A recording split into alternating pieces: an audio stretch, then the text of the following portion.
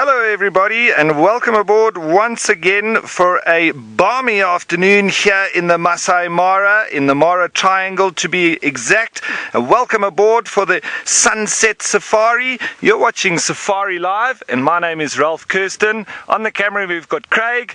How's it, Craig? Please don't forget to send your questions and your comments to the hashtag Safari Live on Twitter and on the YouTube live chat.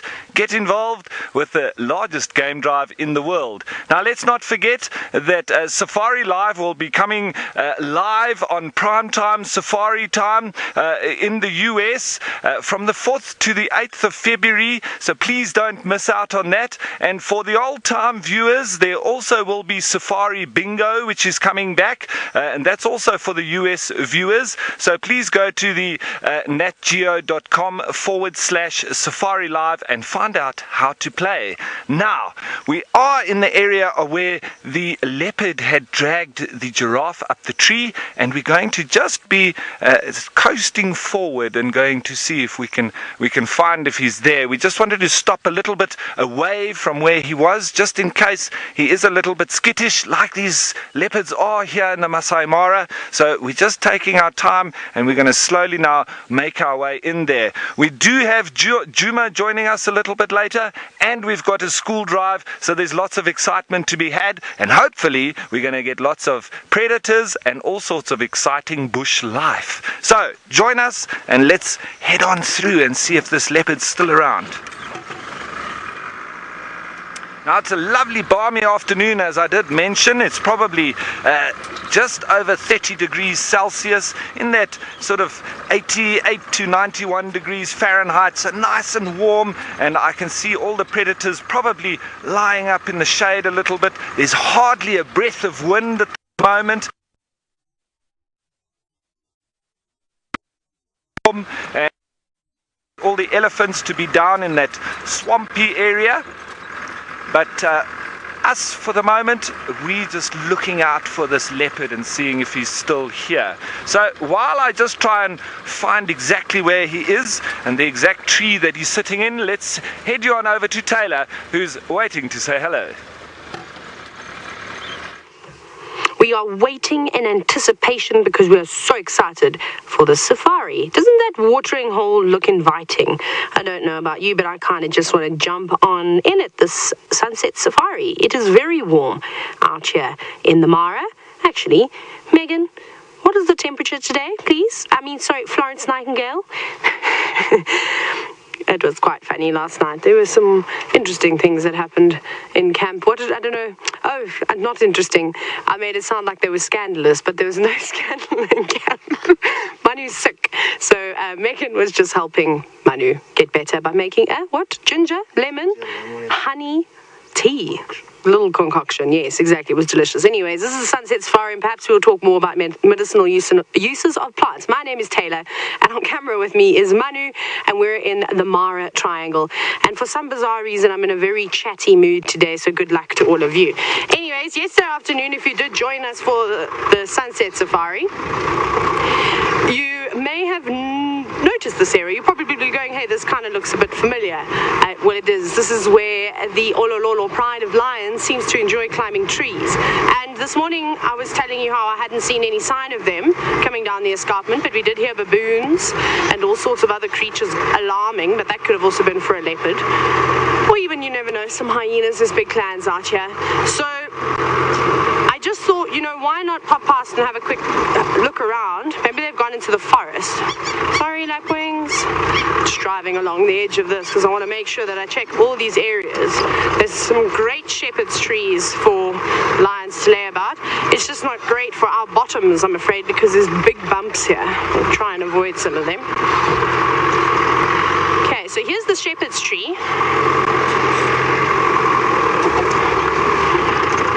So we've seen them up there before. We had quite a cool sighting, in fact, of the lions up there. Manu, did you manage to get the lions on screen yesterday up in the tree? Yeah, but not live.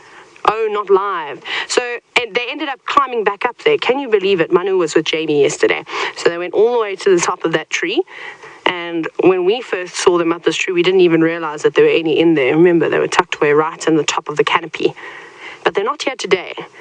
Like I said, it's been hot from very early this morning, from about 8:30. I should have taken my jerseys off, but I was lazy, so I didn't, and kept them on for a little bit longer. But normally, until about 10 o'clock, you could wear a jersey on some mornings in the Mara.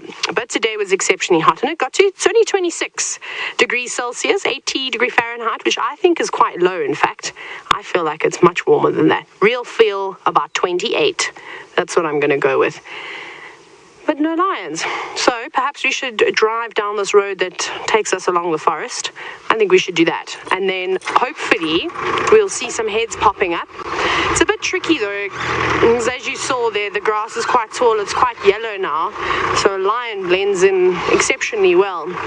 And if they are laying flat, even just on the tree line, firstly you'll have the shadow of the tree casting over them, and then the tawny coloration.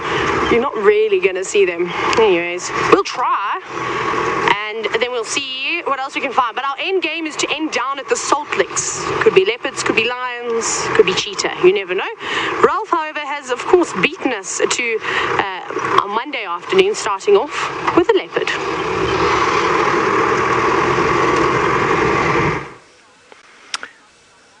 Thanks, Taylor. Well, we haven't spotted the leopard just yet. What we have found is what he's dragged up the tree, and that was the little baby giraffe that Mommy was also walking around in the background yesterday, obviously pining after her little one. But you can see with that giraffe now that he's obviously targeted the brain.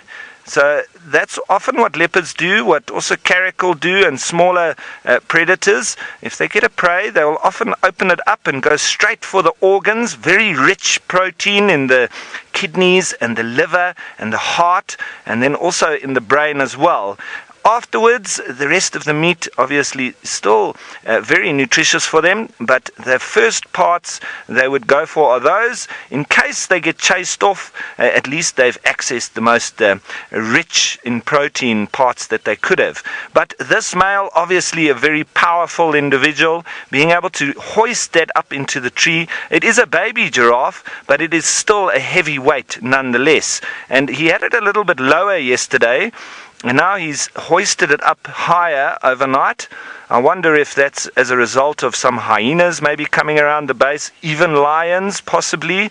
But he's obviously a wily old individual, this leopard, and he's just gotten it a little bit higher, out of reach of the other predators, as well as out of view, a little bit deeper into the vegetation. Now, we haven't seen the leopard this afternoon just yet. And we did see him this morning, and he did a little bit of a fireman's escape down that branch, the very straight one, just leading off from that giraffe. And he went down backwards, down into the brush there, and then he disappeared from there. So I think he maybe went for a drink, and he could well be lying just in the shade right underneath that giraffe. But as leopards are so camouflaged, sometimes it can be difficult to see them even if they're 2 meters away from you.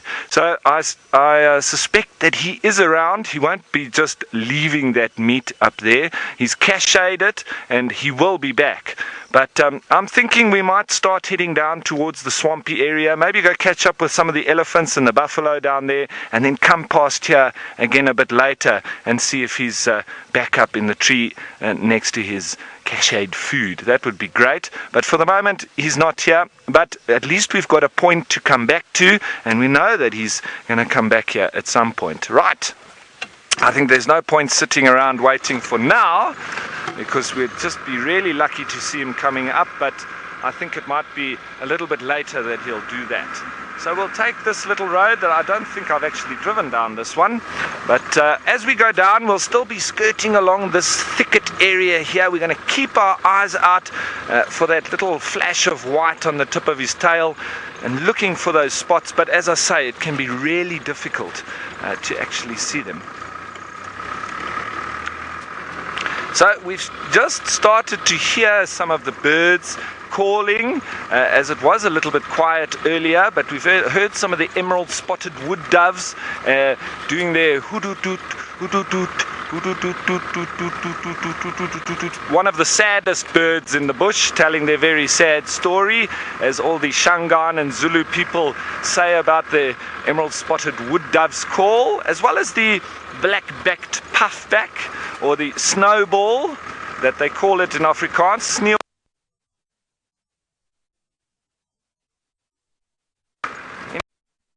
That's a little bit more into the thickety areas where we've been hearing them.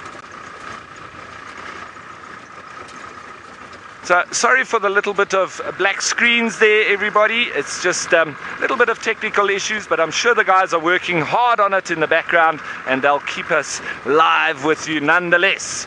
So, what is going to be thrown at us today? I'm hoping that we maybe catch up with some of the lions. I do want to also see what's happening with those two female lions that we've been seeing hunting or attempting to hunt warthog recently. They've both got a very big swollen mammary glands, so they're obviously suckling little young, and I'm sure if they haven't eaten by now, we'll have a good chance of watching them hunt as well. So that's another idea that I might try and catch up on. But yesterday we saw some fresh tracks as we were looking for them, but we didn't land up actually seeing them.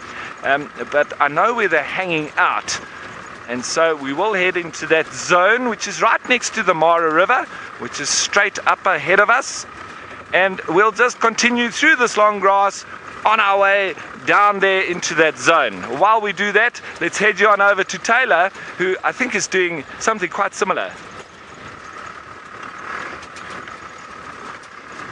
We are driving in the long grass at the moment, pretending to be velociraptors from Jurassic Park. But that wasn't tall grass. Was it tall grass? I also remember some kind of, was it palm trees or something? They're probably not palm trees. Anyways, I think I need to watch Jurassic Park again. No, we're still driving along the forest road, so that's why my attention is drawn to the edge of the forest. Because if it's going to be, they'd probably be in the shade. So, but it's a bit hard, like I said, you can see now with the grass, it's not great, unfortunately. But anyways, we'll be giving it a bash because we haven't checked down here for quite some time. And then there's always the opportunity of seeing, I don't know, maybe a nice forest bird like we were looking for this morning.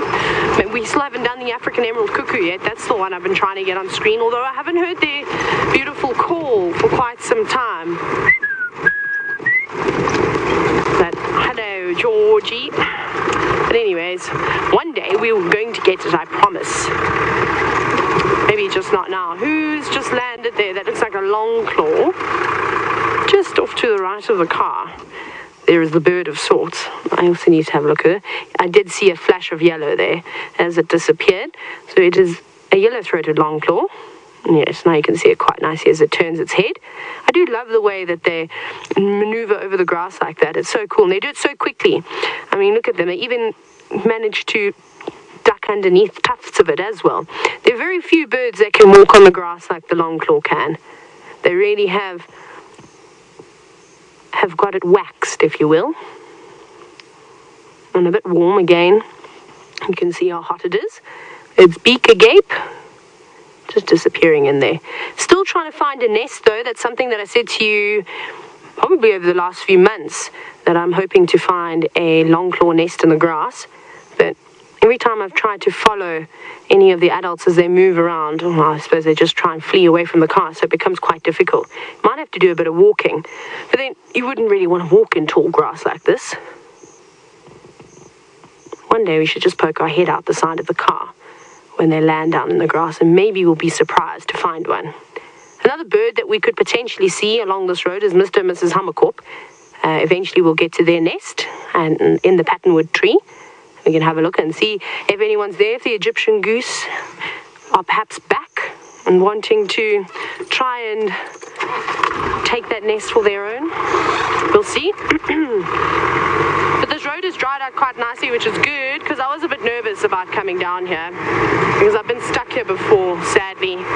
Most pathetic spot ever. You may even, no, it's a little bit further away, close towards the main road.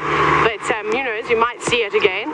And it's fine when you're dry, it's not a problem, but it's when it's wet and you try and drive on the main tracks and it's at a slight angle, and because of all the cotton soil here, you pretty much just slide straight down into the ruts no matter how you take the track, unless of course you're making a completely new road, which you can see they try and do, because these areas with the cotton soil, I mean theoretically we shouldn't be driving around here on it, but most of the Mara is made up of cotton soil, so you just kind of go with it.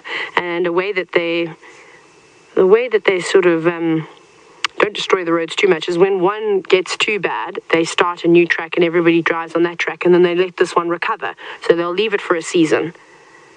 And the grass grows so quickly on the soil, it's so good, and then you can carry on. The only problem is the following year, when you think, oh, it looks so lovely, and there's still a couple of bumps and things. But that's why it's quite nice to then have big herds of elephants and buffalo coming through, because I kind of plow the land, especially when it is sludgy. And I'll never forget, and I think I've told you this from Zambia, when we just arrived, we were arriving at the end of rainy season, and in the Lozambique National Park, it basically becomes like a swamp, and you can't go anywhere. You can go via boat and tractor. All the cars get stuck. Anyway, so once it had dried up enough, we'd gone and scouted and decided, because all the roads are now completely gone, all the elephants and hippos and buffalo have all walked through, so it's basically just like riveted land everywhere.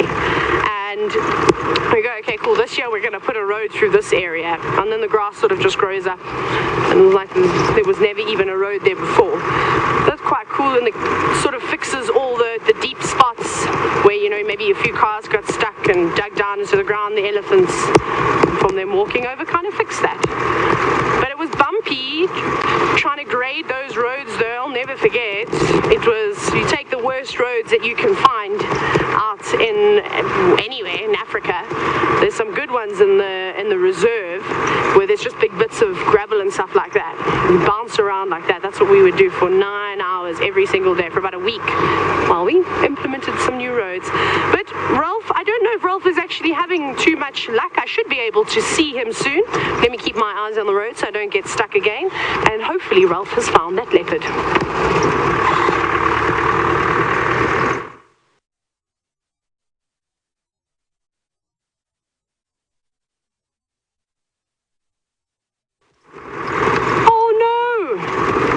For too long now, were you? Unfortunately, something's got Ralph's tongue. Not his tongue. The gremlins have got the equipment again. Sneaky things, that's okay. I also think I may have missed the spot where we got stuck. Manu? Is it up ahead? Oh, Manu says it's up ahead. Lilu, you wondering if we get a lot of bugs on our faces while we're driving?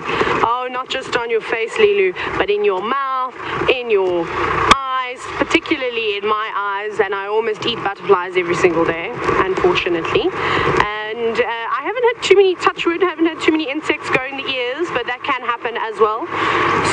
So yes, you got to be careful. During the day, it's not so bad. You know what I've recently noticed? I actually felt quite bad because I was going, these insects, they're so annoying, they keep flying into my eyes, and it wasn't. We were driving on the other side of this forest, and the grass is actually a little bit taller on that side, and this sort of middle section underneath the car, also again grass much taller, and it was all the grass seeds. As we were hitting, they were bouncing on the hood of the car and into my eyes, because I eventually got one, and I was like, what is this? Why are there so many of them? And it was just the grass seeds. So can't be blaming the insects all the time, but early morning and particularly later in the evenings after rain, it's a nightmare. It's one of my favorite times, especially after you've had a couple of days of rain, because the princes and princesses, basically, of the termites, and then also the ants release all their future kings and queens, and that can be quite annoying, and that happens normally, like I said, in the afternoon, and it's not nice when one of those hits you. Okay, I'm going to have to get through this boggy patch, but the gremlins have left Ralph. He's finally got his voice again. Let's go and see how the spotted cat search is going. Thanks, Taylor, and I hope you can all hear me now. Sorry about that earlier, don't know what happened there, but nonetheless, we're back now, and we're heading down towards the swampy area, There's a couple of little birds of prey flying around, and there's been the odd vulture also just jumping onto those thermals. And as you know, they do use those very bare patches in front of, on their chest to work out where the thermals are.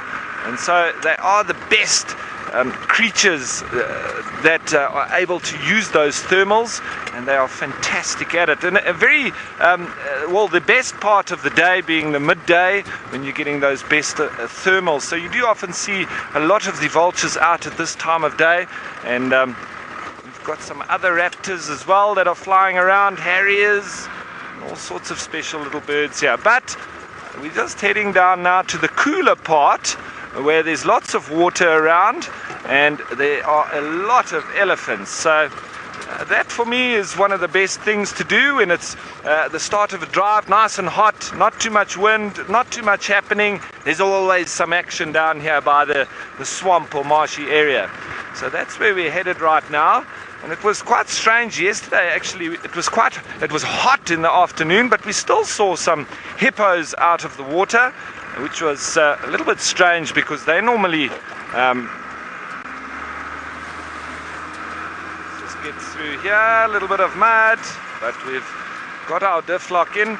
The hippos, they normally, when it's very hot, they would obviously retreat back to the river or going into their big pools and so on.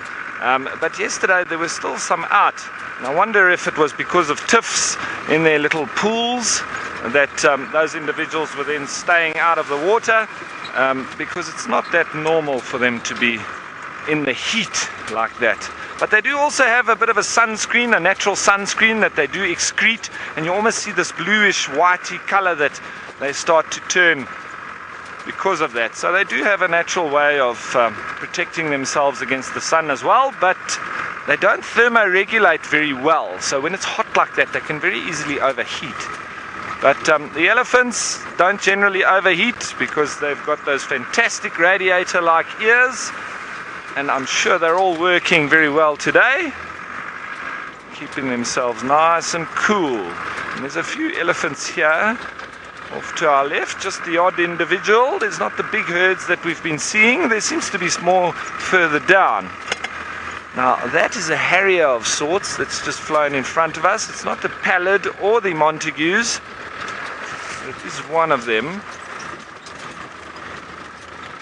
Now, where should we stop and have a look? Nearly up front here. We've had a lot of wonderful elephant encounters and sightings in this particular area. That's why I'm just coming back here. But the rain seems to have shifted off a little bit. It's not as ominous as it has been on the last few days. Let's just stop here and have a look at these few elephants that are just grazing through this area here.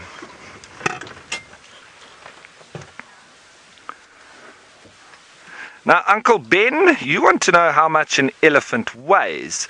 Well, Uncle Ben, they can reach up to between 4,000 and 6,000 kilograms, which you could pretty much double that into pounds, if not a little bit more. So we're talking in the region of between 8,000 and 10,000 pounds. So they do get rather large.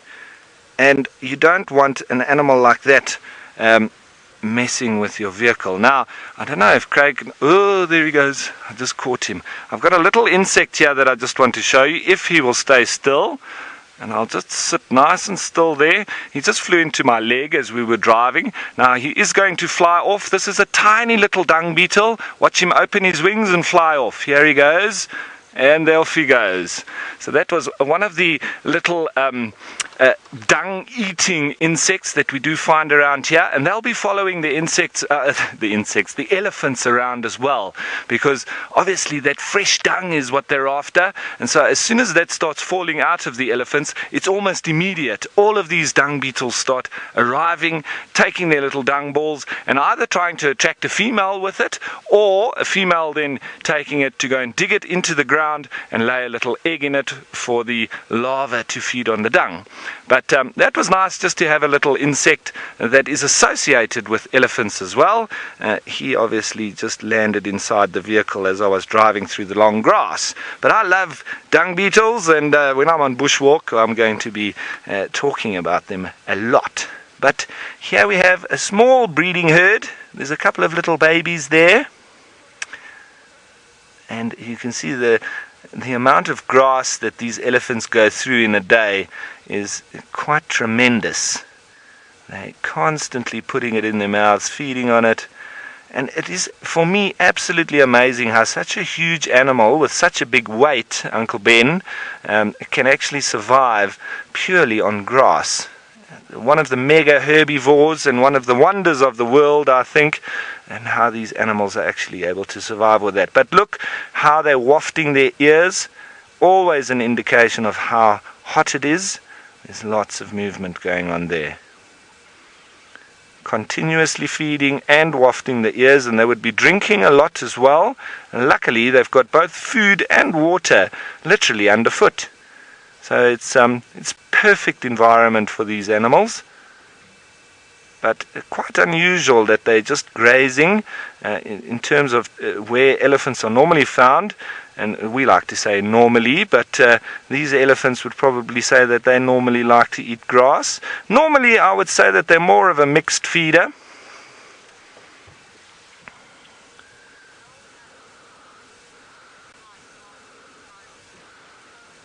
Now, low and slow, you want to know if they might charge us if we drive closer. Well, low and slow, we're quite far from them at the moment, but I understand your question in that if we had to drive closer to them, would they get a little bit irritated with our presence? Well, it depends on the way that you approach it, because we could go closer to these elephants, and I often do go closer to elephants. Unfortunately, we're not allowed to drive off-road in this particular area, but if I was allowed to, and I was going to make my approach, I would do it very slowly, and I would also let them just relax with my presence. So as soon as there is a sign from the elephants that they have acknowledged that I am in their particular area, then I stop. So that might just be their trunks pointing in my direction, trying to sniff me out. There might be a head shake, anything like that. Stop immediately, give them a chance to relax. And if you then do want to go a little bit closer, always make sure that the animal and yourself both have an escape route, because you don't want to block elephants in any kind of situation. You also don't want to cut them off. So, and what I mean by that is I don't want to now, you see which way they're moving, you don't want to go exactly in their path, because you are putting them a little bit out then. So what you would do is you would go towards where they are walking, but then just go a little bit off of that and give them enough space that it would be very easy for them to walk around the vehicle or whatever it might be. But lots of space, and that nobody is feeling cornered, both yourself and the elephant. And I've never had a major problem with elephants ever in the last 20 years of being around them in a professional sense. They really, if you obey those few simple rules, they are really gentle giants, and they have their moments, but so do we. So that's intelligent beings, and we need to understand that. They are also looking after little babies. The males can be in must, so quite frustrated at times. They could have had experience with other humans, or they could have had a little bit of family tiffs or whatever. So you always just need to be a little bit careful if you see that a group is slightly aggressive or slight a mood difference that they're having at a specific time. But that's why it's also always important, I would say, to stop quite a way off, have a look at them, have a look at their body language, their behavior, see if they are approachable. It's you're not going to walk up to a person that is busy ranting and raving about anything, shouting, and he's obviously very angry. You're not going to approach that person and start asking him random questions, because you're going to expect him to also be angry towards you. But if you see a person that's lying down or sitting down with his feet up on the table, that is the kind of person person that you're going to then approach with a small, simple question, and you could expect a relaxed response. So it's almost looking at it like that. You're looking at the body language, the behavior, and you approach it accordingly. And they are massive animals as well, so we just need to be a little bit careful, because they do have potential for being dangerous. Now, I'm going to start up and head a little bit further down towards that marshy area. Let's see what else we can find. But while I do that, let's head on over to Taylor, who's on a long and straight road. For the minutes, it's about to change direction. But I'm hoping, as we also head to some marshy spots along the main river road, we might get some cool birds, maybe a Malachite kingfisher. It'd be quite nice to see one sitting on one of those reeds, or perhaps elephants. I'm going to guess and say that we're probably going to see some warthogs, buffalo, and waterbuck along this road. And if we don't see not even one, if we don't see all three of those animals, Manu, what am I going to have to do? I don't know. You can all decide a punishment. Manu, you can think. You can hashtag Safari Live. If we do not see warthogs, buffalo, and warthog along this road, I'm going to have to do something. I don't know what. So you can tell me. But we've already got one. I see 2 pigs. I should have also thrown in crowned cranes. You know, we always see crowned cranes along here too. But there we go. 2 warthogs. Just enjoying themselves. No, they're not. They're now watching us. Don't worry, we come in peace. We're vegetarians. We don't like bacon. Just jokes, we love bacon. You can see how that warthog just took a couple of steps forward. We often see that with prey species. Impala do it quite well, in fact. When impala do it, they normally walk with purpose towards, say, a leopard moving through the grass, or a lion, and they're snorting. This warthog, maybe it was trying to get a better angle to see us at, or perhaps it was doing the same thing, stepping forward with confidence. And then that way, I suppose, if the predator knows that you know it's there, pretty quick, especially right off the mark. They've got a great acceleration speed, and they can keep up that pace for a little bit longer than the cats can, so they won't even bother wasting their time. I can't tell you how many sightings I've had, and it's always the biggest confusion to people who are experiencing wildlife for the first time. They don't trust us, they're moving off now. Where you'll have a sighting, you'll have a lion roaring, and obviously at the moment, he's probably not worried about eating anything. He's just doing a territorial patrol or trying to look for females, and he'll walk right through an entire herd of impala, and they'll only be standing, 10 meters away from him, all snorting, all watching. And people always say, why doesn't he go for them? Because those impala would be able to get away. Even pigs, have you seen how quickly they are? How quick off the mark they are, especially racing off, and they can also change direction fairly quickly too. For such round animals, they're fairly nimble, but now they're gone. Bye. We'll find some more, but at least we got one. And then there are some crowned cranes up ahead. I'm a bit sad though, because every time I've come past here, I don't see that female sitting on a nest anymore, and I haven't really seen any little crowned crane chicks at all. So I hope that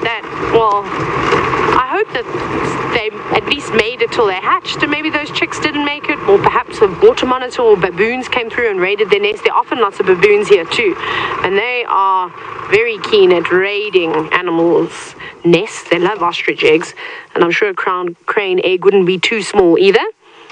Here's one, focused though, not worried about us like the warthogs were, eyes fixed towards the ground, beak pointed at the water, ready to strike at any moment.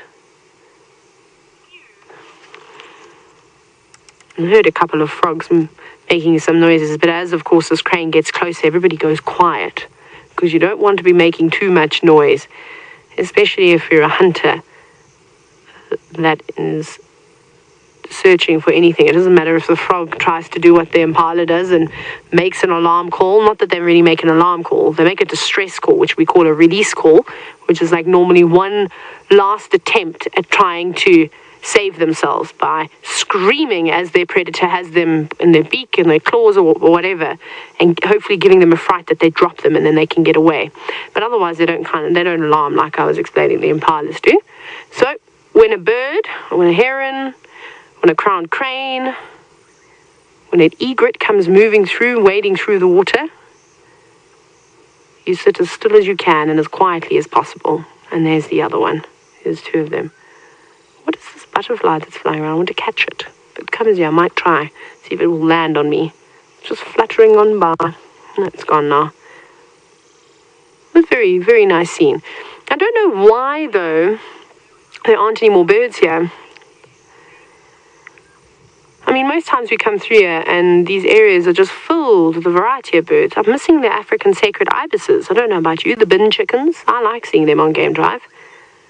Now, James, you said you really like the crowned crane's crown, I suppose. It's quite cool. It reminds me of like an old, I don't know, maybe 70s hairstyle. I don't know, I'm pretty sure there's a photo of my mom and her hair looks fairly similar. But don't tell her I said that. She'll murder me. No, I'm just joking. She'll feed me to the hyenas and I'll never come back. My mom's also got big hair. She's got bigger hair than I do.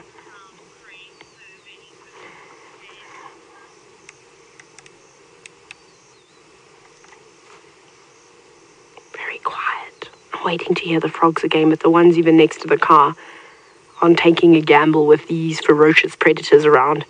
It's gone very, very quiet. Oh no, just heard a few starting in very far distance. I don't think you'll be able to hear it though. It's very subtle.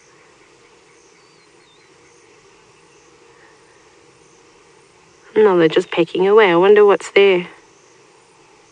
I still haven't seen any tadpoles, which surprises me because there's so much water on the side. Although we don't ever really look, hey Manu? I can't say that I've been staring into puddles except when I find the odd frog. Now I want to look. Let's see what life in the water we've got. Let's see, I'll follow Manu. Manu, you take the wheel. I can see much better through the monitor. Like Steve was saying yesterday, it's pretty spectacular with what you can see with a camera as your assister, and then of course the monitor. See, you'd normally find frogs and little fish hanging around blades of grass because it does cast a bit of shadow, and then they'll also be feeding on any algae and stuff that's growing on those plants from being submerged. What are those? Little beetles. Oh, what are they called again? Whirly beetle. Are these the whirly beetles? There's another one. It's sitting on the stick. Oh no, it's not a stick, it's just a piece of grass. Stem of the grass. Megan is now teasing me for my sound effects. What do I think that those things are making that noise underwater? Choo, choo, choo. It's like a little spaceship game. That's incredible the way that they're swimming though. I wonder why they swim like that. I wonder what they're eating. If they're eating other little insects, other little invertebrates that are in there, or are they feeding... Oh, that's a deep diving. Oh, there was a fish. Did you see that, Manu? There's a fish there. I don't know what that is, but it's quite cool to see because we always tell you how there are fish living in here, and then, and you know, I bet you get sick of just taking our word for it. Sometimes it's quite nice to see what's actually going on. There was a fish. If you can get a screenshot of that, I'll be impressed, that's for sure. I don't know what it was, though, but it had quite a transparent body, so it was still quite young. It could be a little tilapia. It could be anything, really. I wonder what other little fish we get here. There's a doo. It's a small one.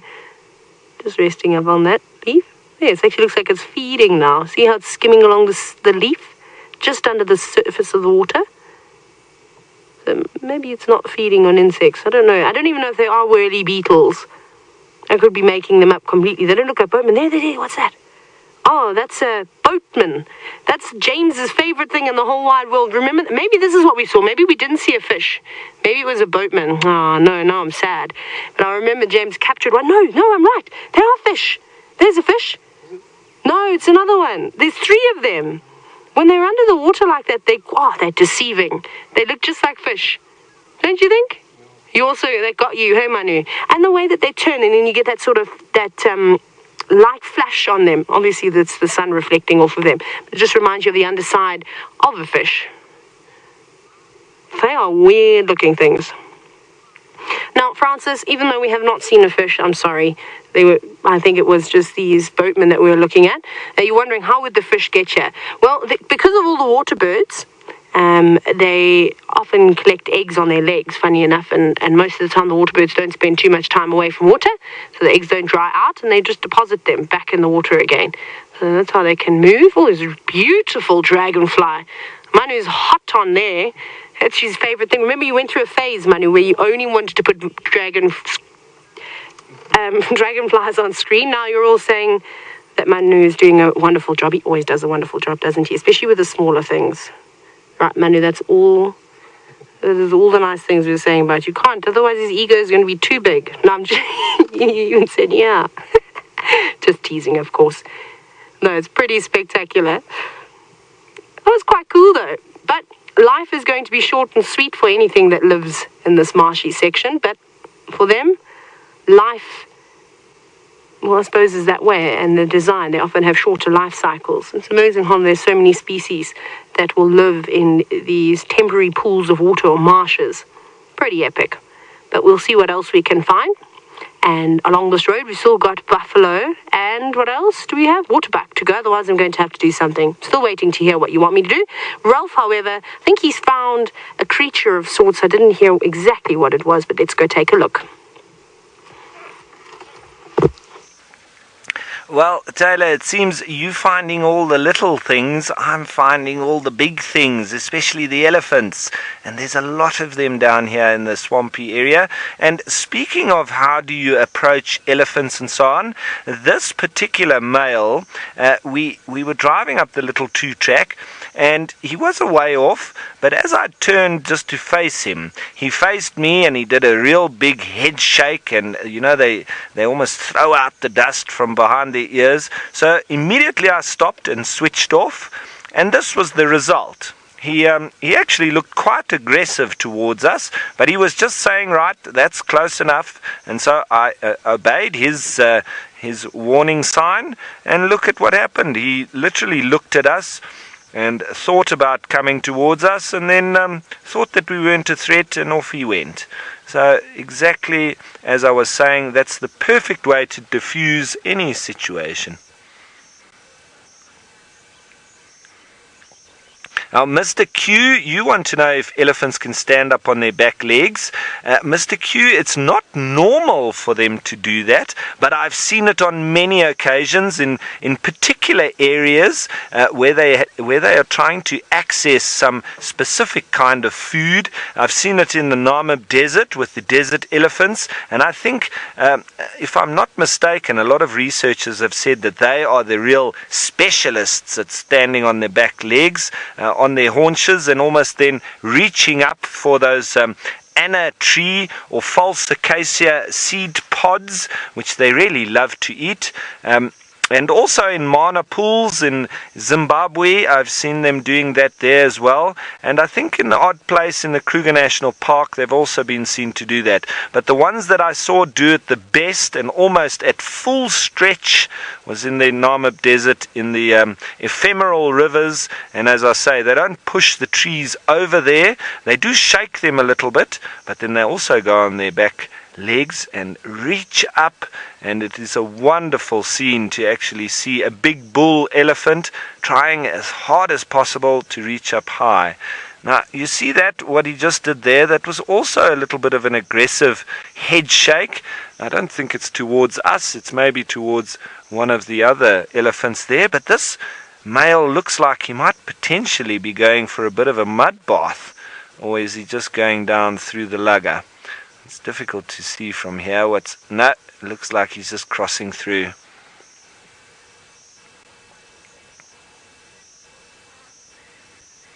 Now, Hyacinth, you want to know if elephants eat all kinds of vegetation, or do they avoid some?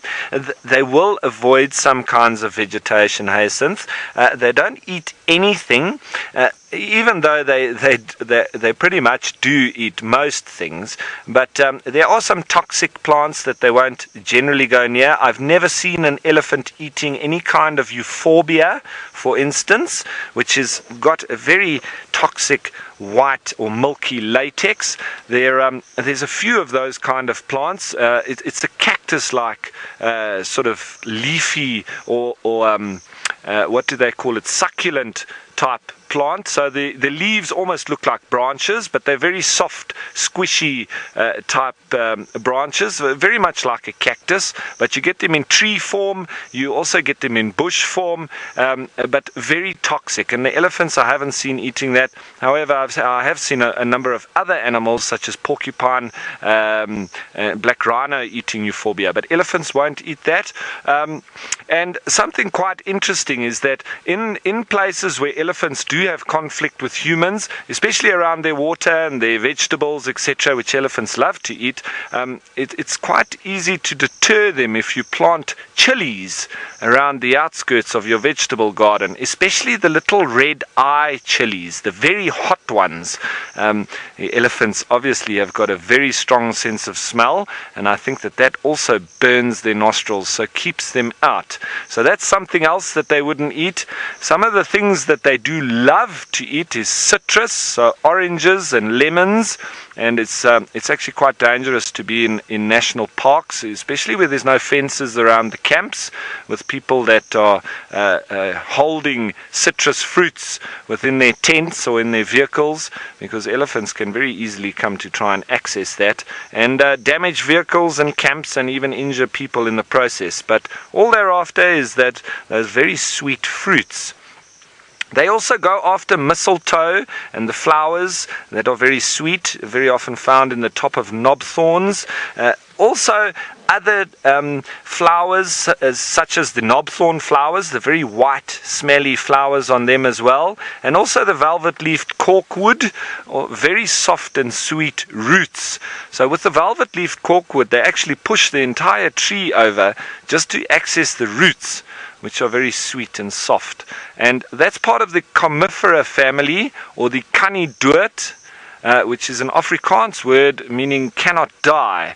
And we also find a lot of those trees in arid or desert areas, and they have succulent roots as well. And so the elephants know that there's a lot of moisture and sweet sugars or carbohydrates in the bottom under the ground of those trees, so they push them over and then to access those roots. So we think they're just doing damage, but they're also helping the ecosystem.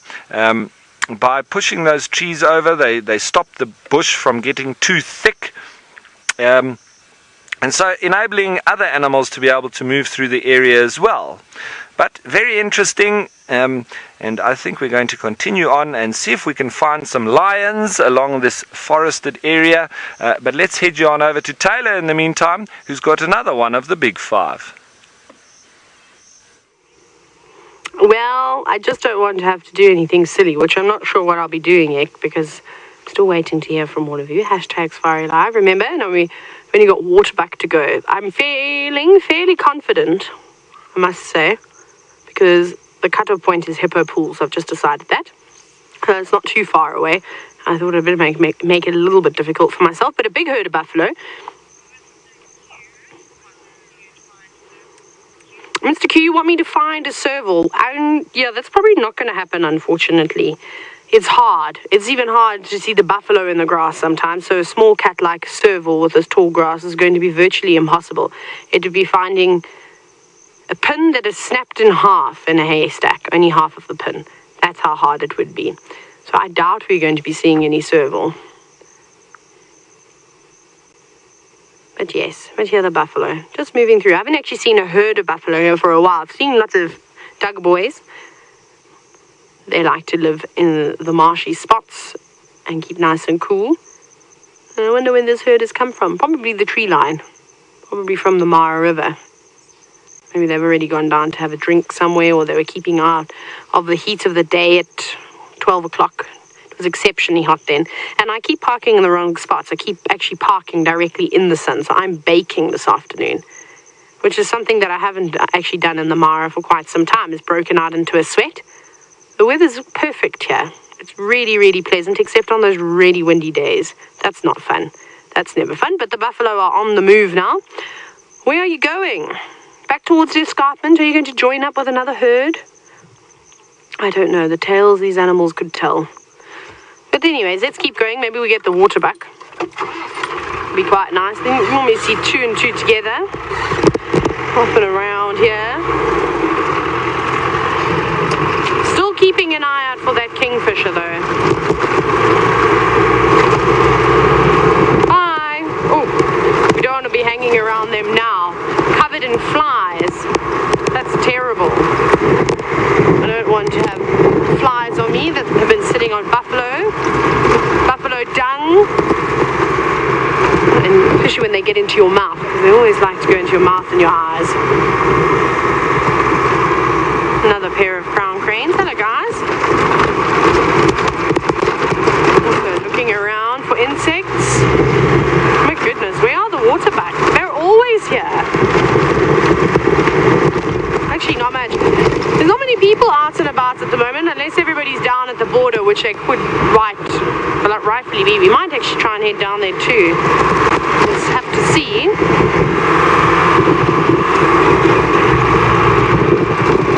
No, those are not waterbuck. They look like topi. What's that? Impala. Oh, there is a waterbuck. Sure, that's far away, but it counts. Okay, we'll show it to you now.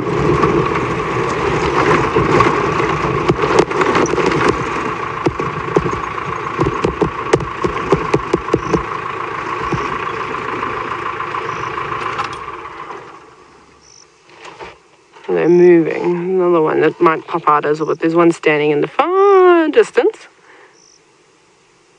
There's 2 there. 3. 2 under, or trying to get under the shade. Another one with its bottom towards us. All swishing their tails. Oh, there's a 4th one. So that wasn't a very difficult challenge. We've seen waterbuck, buffalo, and warthogs fairly quickly. And there's also a couple of impalas scattered out and about too, but I don't think you'll be able to see them very well.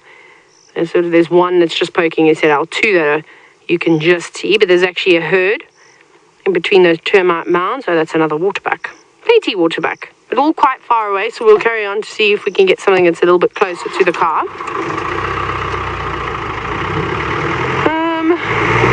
I'm just deciding what I'm going to do. I wanted to go to the salt licks. I did want to do that, but now I feel like I'm going to go round and round. So you know what we might do? Perhaps we'll go look for Maji Machafu, because I also want to see a leopard today. And go down the Serena River Road, have a look for her, check Happy Valley again, see how those prides of lion are, because there are quite a few down there we haven't seen for quite some time. So we'll do that. Let's do that. And then hopefully we'll end at the salt licks at some point in the early hours of the morning. But I'm going to send you back across. No, not back across, because you haven't seen Jamie just yet. She's in the Masai Mara National Reserve, and she actually has a spotted surprise. I have 3 spotted cats. I'm so sorry it took me so long to get to this point. But we just... Oh my goodness, we've just arrived, and it's been a really long way to go. And just because we asked her so nicely, Malaika and her 2 boys have made an appearance. So a very good afternoon to all of you. I apologize for our tardy beginnings, but we did have, well, we had quite a bit of ground to cover, and then we had to come and visit Malaika. My name is Jamie, and this afternoon Adrian is on camera with me, and we are really excited. Because, of course, we're coming up to our Safari Live Primetime series, and I wanted to spend as much time as possible with Malaika. So tonight we're going to be up all night with them, and here they are. Magically, they've disappeared since we saw them when we were last on the other side of the river. They've been absent, missing, and here they are. Isn't that wonderful? Everything worked out in the end. Oh, I'm so warm right now. It's because I had such a seriously lead foot on the accelerator to try and get us here in time. So apparently they've just eaten something. The other two are there. There we go. There's one of her boys, and I guess Malika must be tucked further in. And we are right on the boundaries with one of the conservancies. So look, if she goes one way, it's going to be fantastic. If she doesn't, then it's, well, we'll just go and find something else. We'll have something else to do with our evening. But I'm hoping they're going to stick around here.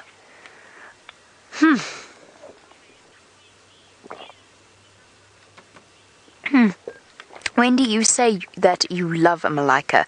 I love Malika too, and I love Malika for a couple of reasons. One, I've spent quite a bit of time with her, and that naturally has a way of endearing an animal to you. And two, she's easier to follow because there's three of her. Well, there's herself and her two boys, and three, she's quite predictable with her movements. Picking a female cheetah to try and stick with is a really difficult thing. Unless they have small cubs, they cover enormous distances. So Malika is already a good 10 kilometers from where we saw her last, give or take. She is, however, probably only about a kilometer and a half away from where we had her during Big Cat Week. So hopefully we all just have to ask Malika really nicely if she could be obliging over the next 10 days, because that's how long Adrian and I are going to be on this side of the river. We are going to be here exploring for 10 days. Interestingly enough, the 5 boys, or the 5 musketeers, or the Fast 5, you know, those 5 male cheetah, they are not far from here either. And they are probably around about the area where we last had Imani, who's another female cheetah. This is all very confusing for our newer viewers, but don't worry, you keep watching Safari Live and you'll start to get to grips with the various cats that we see. We come to know and love them as individuals.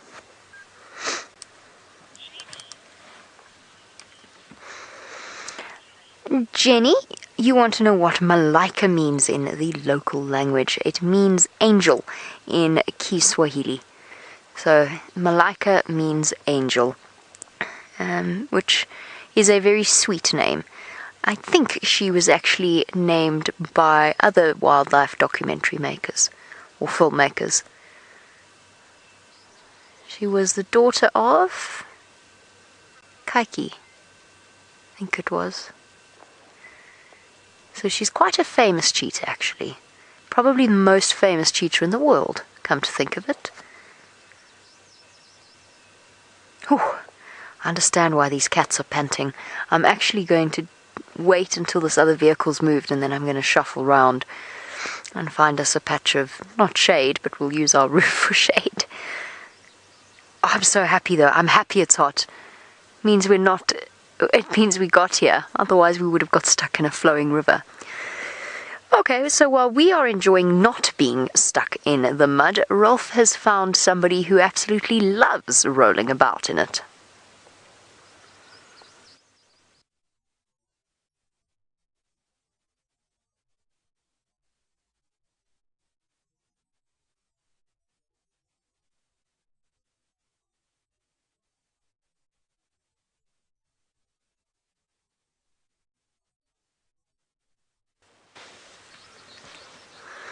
I'm sorry about that. It seems like poor Rolf has disappeared off your screen. But that's okay, we're still here. No, he didn't disappear off your screen. He actually didn't. He was unable to talk to you, which is most unfortunate. And then he disappeared off your screen. It's just one of those technical glitches. They happen, bringing you a live safari from the wilderness. It comes with all sorts of complications. Luckily, we have a dedicated tech team who keep us all up and running.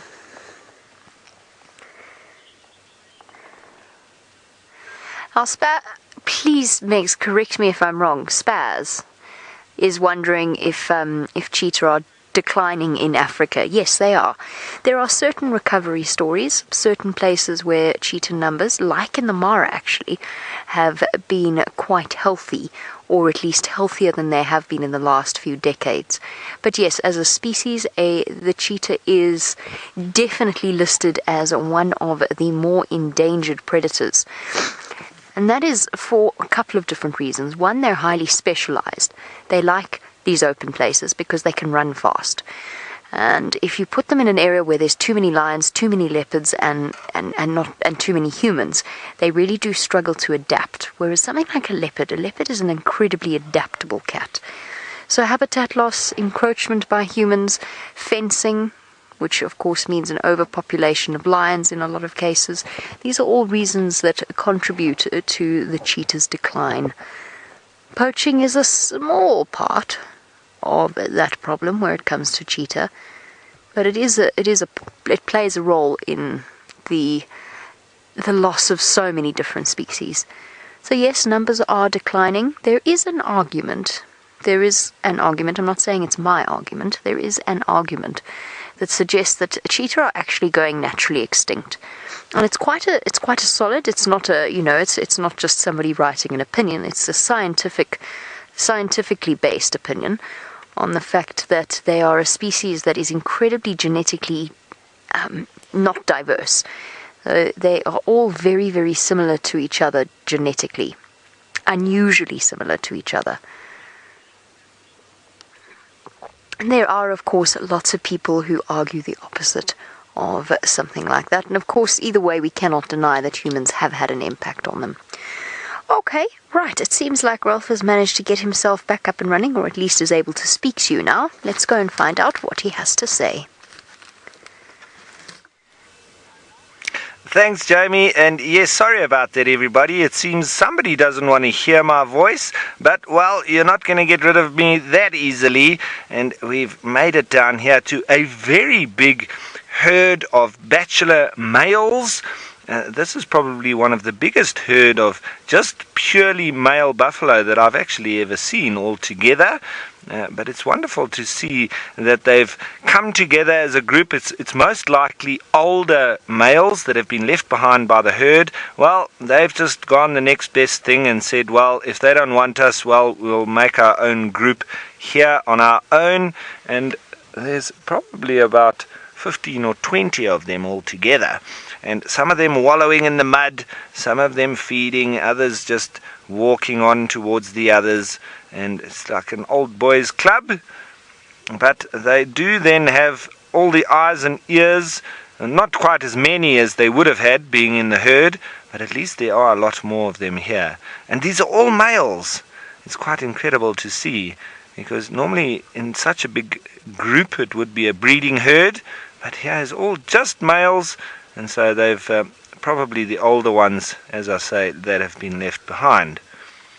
Those tails constantly going, swatting all the flies, and there are a couple of them that are really enjoying the mud once again, as they do in the heat of the day.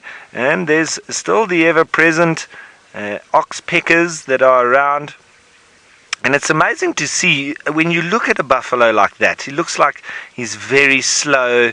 He's probably got a bit of arthritis in the joints, and you wouldn't think that he'd be able to move fast at all. But I can tell you, if there's a predator around, or if I had to be on foot here, I'm 100% certain that all of these bulls would be able to shift at a rate of knots. And very surprising how fast they can actually run.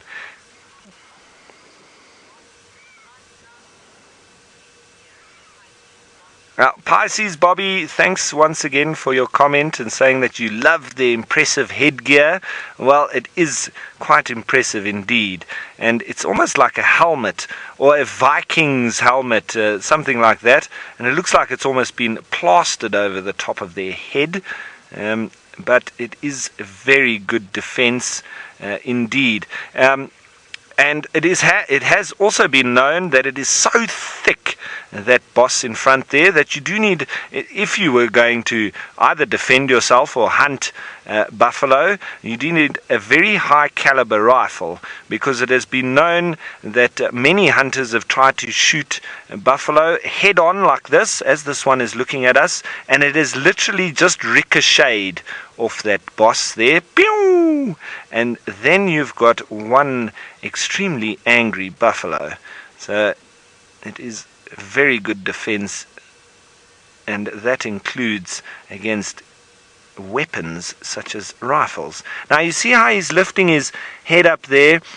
It looks like he's flexing his Jacobson's organ or doing the Fleming grimace, and it's probably as a result of one of them urinating, or maybe there's been some other buffalo that have passed through here recently, and he's just sniffed that up, and then as he grimaces like that, he's actually flexing the organ of Jacobson's, and that interprets the scent and sends the message to the brain.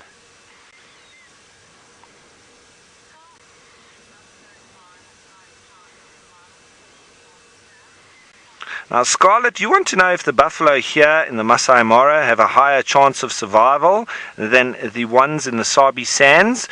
Well, Scarlett, it all depends on the predators and the specialization that they go down, because it seems like here, especially in the Mara Triangle, that there's not really any lions that are very good at hunting lions and hunting buffalo.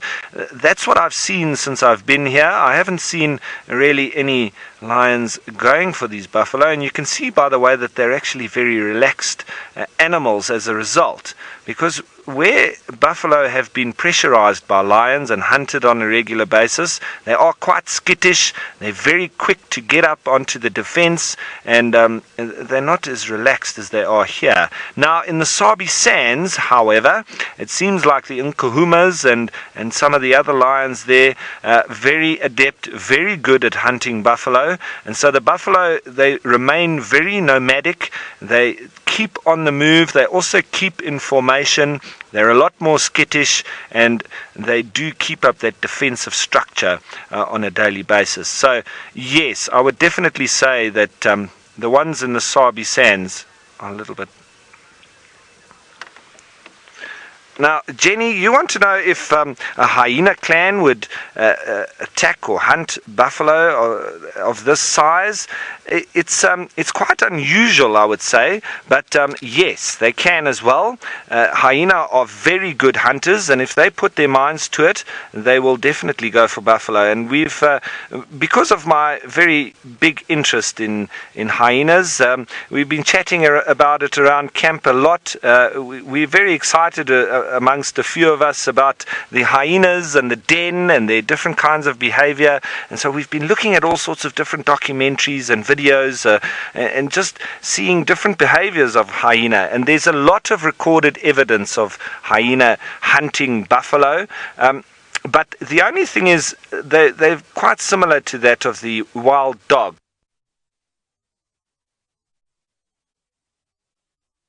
Sight to watch when hyena hunt anything really, because they just exhaust the animal or they corner it and then they get behind it and they start eating it alive. If they can, they'll rip it into pieces, but generally they would just be starting to take chunks out of the buffalo, and eventually the buffalo will die of exposure or stress, and they'll continue then to feed on it. Well, I'm going to continue on and see if we can find some cats, but while we do that, let's head you on over to Jamie, who has already found them. I have found the predator indeed. Well, to be honest, I did have a great deal of help from the Marameru Cheetah project. We encountered each other like ships passing in the night at the gate, and I decided to do a very rapid U-turn and follow in this direction. But we've got our spotted cats for the evening. Now everybody just has to hope they decide not to go north, because if they go north, we're in trouble. Ah, Kristen, how very, very pertinent to what I was just about to tell you. So, Kristen, last time I saw Malika, there was a suggestion that she might actually, or there's the potential for her to come back into estrus very, very shortly. At that point, it will be time for her boys to leave her. So once she starts to mate again, obviously the male suitors will not be terribly impressed with that. Oh, here comes Malika. There she is over there. Can you get her there, Adrian? She's a little bit far. There she is.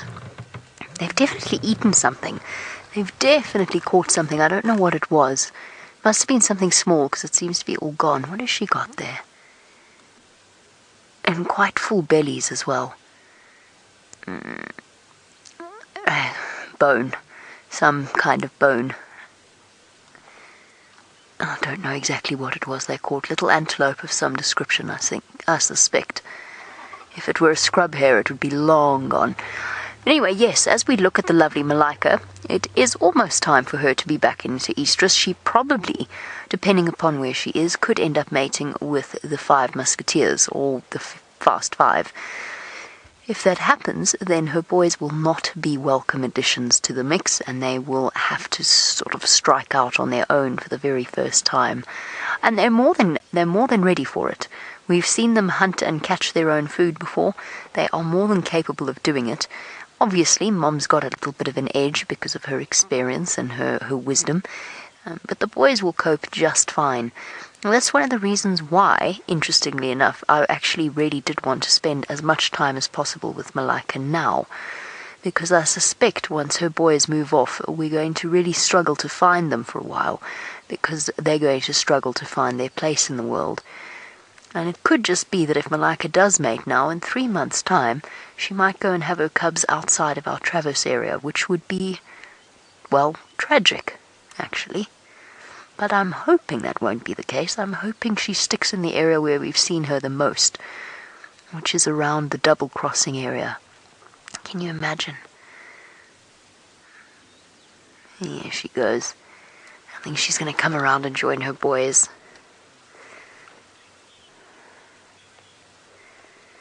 Now, Infernal, yes, cheetah do climb trees. They are not as skilled as leopards are at the whole tree climbing thing. They don't have they're not structured in the same way. Their claws aren't structured in the same way. Where'd she go? Maybe she's not going to go and join the boys. Oh no, she's still coming. She's still coming. So they do climb trees. I have seen mainly males in trees. It seems to be a way of, there we go, a little bit of affection from Mum. Hello, boys. Oh, they might not quite too old for a little bit of a cuddle from Mum, huh? Even though they're nearly at the verge of independence. So male cheetah in particular climb trees. I've seen them do it in order to get their scent marks as high as possible. They like to deposit their scat on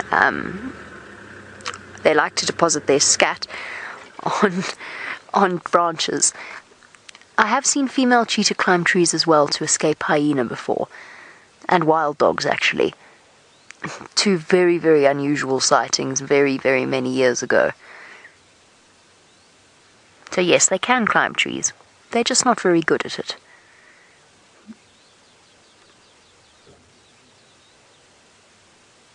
Boys are up.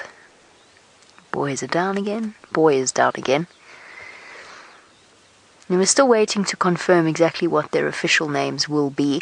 There's always a little bit of complication surrounding the whole naming process out here. There's so many different people who are dedicated to protecting these animals, and there's so many guides. It's not quite the same as being on Djuma. There's a number of people, and their names sort of evolve as they go along. Now we're still waiting to find out the exact official names of the 2 boys, because there's a couple of different options that have been floating around. And I think once they reach independence, then they will probably once they've sort of gained a territory, then they will become known as a certain coalition.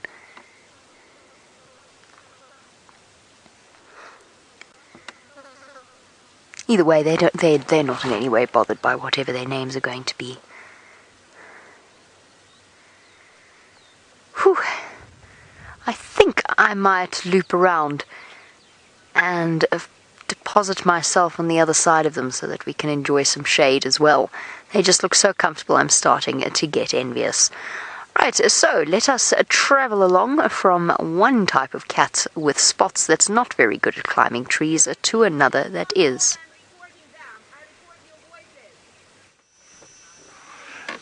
Thanks, Jamie. And look what we found, everybody. Just skirting along next to the forest, we've managed to find a little serval. And it looks like he's out doing a bit of hunting, looking for some rodents or lizards or whatever else you can find. Maybe some insects here in the long grass. What a spot that is. Well, spots, I should say. And I wonder if this is the same one that Jamie saw the other day. But it's my first serval in the Masai Mara. I have seen a few of them in my life, but they're always a treat, and this one is no different. But it's going to be difficult for us to follow him in the long grass there, and I think that Taylor was on the search for serval earlier today. You can only just make him out there in the long grass. He's still there, but it looks like he might be disappearing. There, no, he's coming back a little bit, so we'll just have to still keep our eyes out for him. Now we're going to sit here because he's still just moving across, but I think we'll just stay here and see if he pops out again. But I just wanted to explain something with those buffalo, because I know that we have explained it numerous times, but for any new viewers or anybody that's missed it, we do use the term dagga boy when we're looking at buffalo, especially those older bulls. We use the term dagga boy quite a lot. Now let's just keep looking in the grass there while I'm chatting about this, looking for the serval. Dagga is an old Zulu word for mixing, not the mixing, but the actual mixture of like a concrete paste, which is made up of concrete powder and mud, and it's that kind of paste that is made when you're building houses and huts. So when the old buffalo bulls go and they wallow in the mud, it's the dagga or the mud that comes over them as they wallow, and that's why we call them dagga boys. D-A-G-G-A, almost like dagga, the Afrikaans word for marijuana, but it's got no relation to that. It's the actual mud or concrete type substance that is always caked over the buffalo, and that's why we call them that. Now I think that was just a fleeting little encounter with this little serval.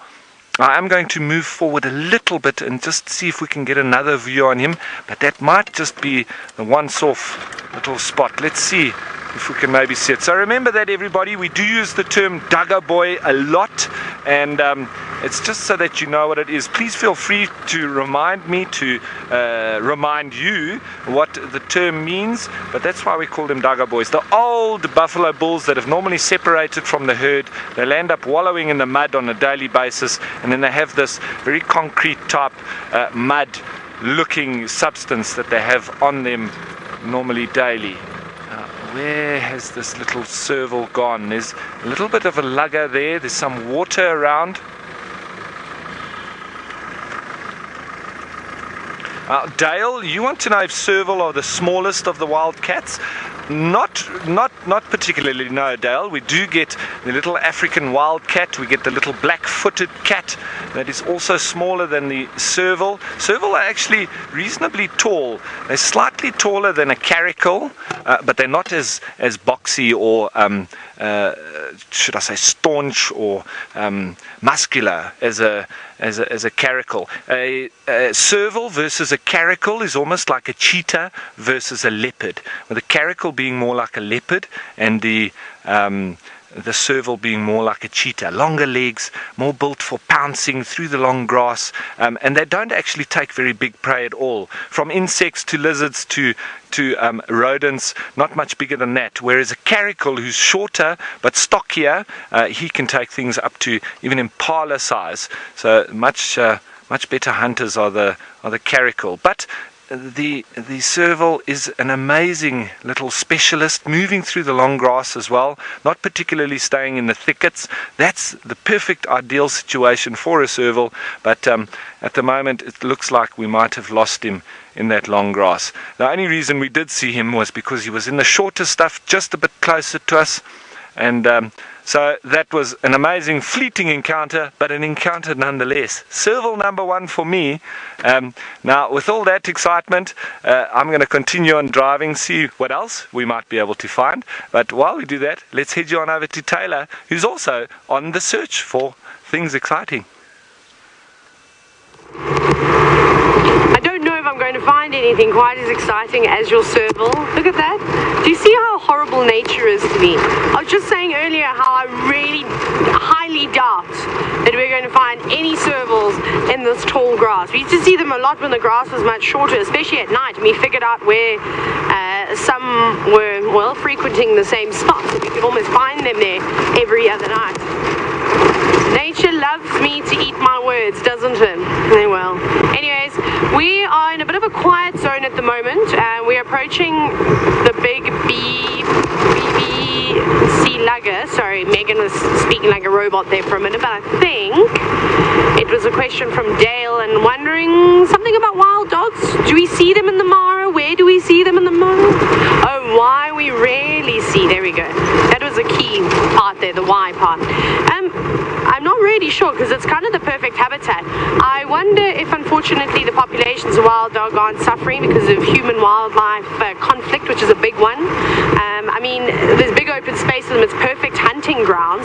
Apparently, there's a pack that's down in the southern corner, and I was actually looking at pictures of them the other day. This is the Masai Mara National Reserve. They look so muscly, like so much more muscly than the wild dogs we get in South Africa. And I think they're traveling much further distances, so they're probably bouncing between Tanzania and here. But remember, in these areas, okay, obviously there's a couple of quiet spots. The population of lions, of hyenas, cheetah, leopards, they're pretty good. So there's a lot of predators around too. So perhaps there's a bit too much competition. But unfortunately, wild dogs are often poisoned. They are often killed by farmers. It's kind of just the reality, I'm afraid. And you can imagine how dogs will eat every single day, sometimes twice a day if it's a big enough pack. And they will go after things that are easy. So if they find goats, if they find sheep, you know, even young calves, it's going to be a bit of a problem. But I'm not sure I wonder what the wild dog numbers were like 50 years ago. It would be interesting to know. I don't actually know, in fact, but perhaps there's an article somewhere on the interweb waiting for me to read. But we're approaching a gremlin-infested spot, so I better send you back across the back across the Mara River to Jamie for the 3 cheetah. Oh, poor Taylor. I know exactly what it feels like to be facing a long night up ahead and to still be searching for the animals that you're going to spend time with. So we'll let Taylor carry on her searching and her mumbling, and we'll spend a bit more time with Malika. So I've parked quite far away, and the reason that I've parked quite far away is that there is a researcher here who is using a microphone to record different types of cheetah noises, including purring, which of course is unique for cheetah. Out of the big cats, it is unique to them. Lions can't purr, leopards can't purr. They can make low growling sounds, but they cannot technically purr, whereas cheetah can. So what I'm trying to do is make sure that we're positioned behind the researcher's microphone so that we don't interfere with them in any way. It's a very, very difficult sound to actually capture. It's a very soft sound, and it's obviously impossible to get really close to the cheetah to be able to record it. So I'm just hiding here. What did you see, my boy? Just a zebra that I can see. The good news is they're walking in a good direction. There we go. This is where they'd be purring, so I'm just going to be quiet for a sec.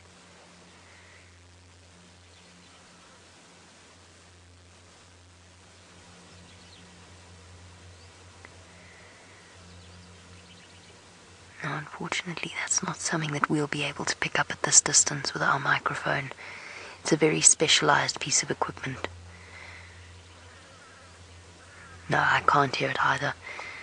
I'm just keeping quiet so that we don't interrupt the recording at all. So those sorts of moments where they're showing affection to each other, that's where you're most commonly going to get that purring sound, just like your cats at home. Those of you with house cats, you know when they feel like purring and when they don't. Yes, boy, it looks a bit hot there. Shame, those two haven't left you any shade.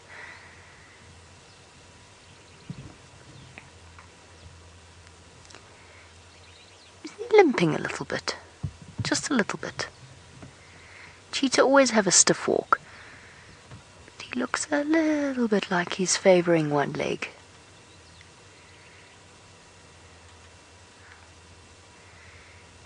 I think his back left leg is a bit sore. Just a little bit sore. Probably something that happened while they were chasing whatever they've just eaten. I wonder who caught it. If it was Malika or if it was her 2 boys.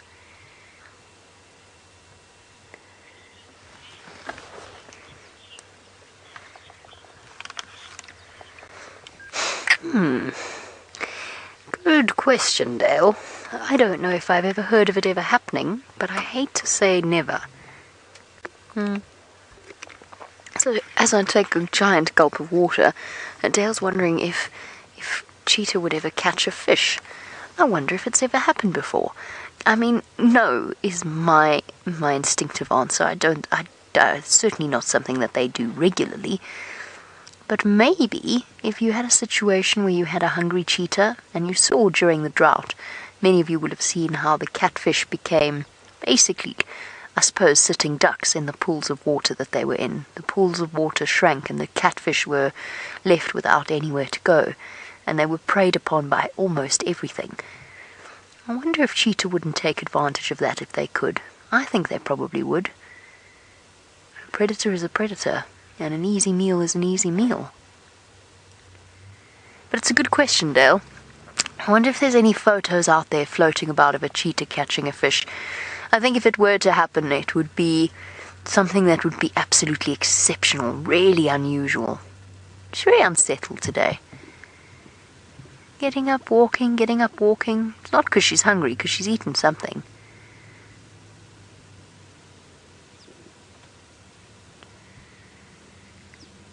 Muscles gleaming.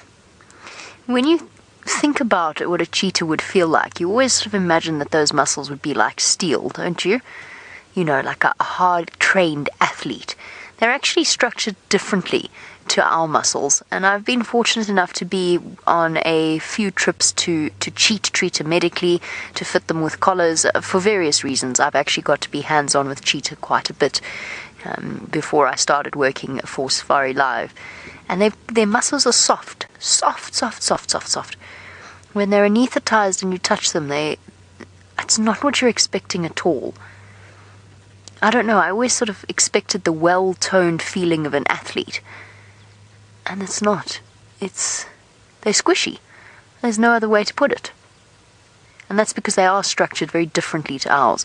Which is why you can put a cheetah in a boma for 3 months and then release it, and it'll still be able to launch itself at full speed without having had any exercise.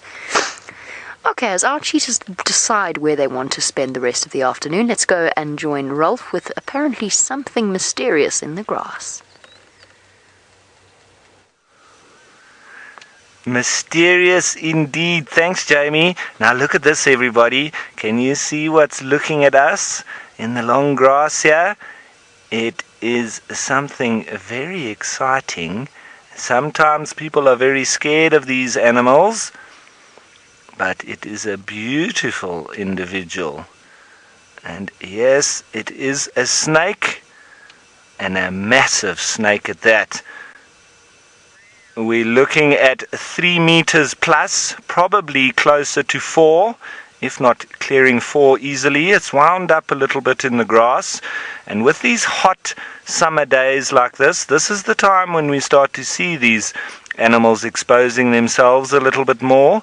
So this is an African rock python, and it's most likely a female because of the size, but these snakes, as you can see now, the entirety of it, they don't have fangs. They've literally just got quite spiky teeth they're quite razor sharp, but they're very much bent backwards towards the throat.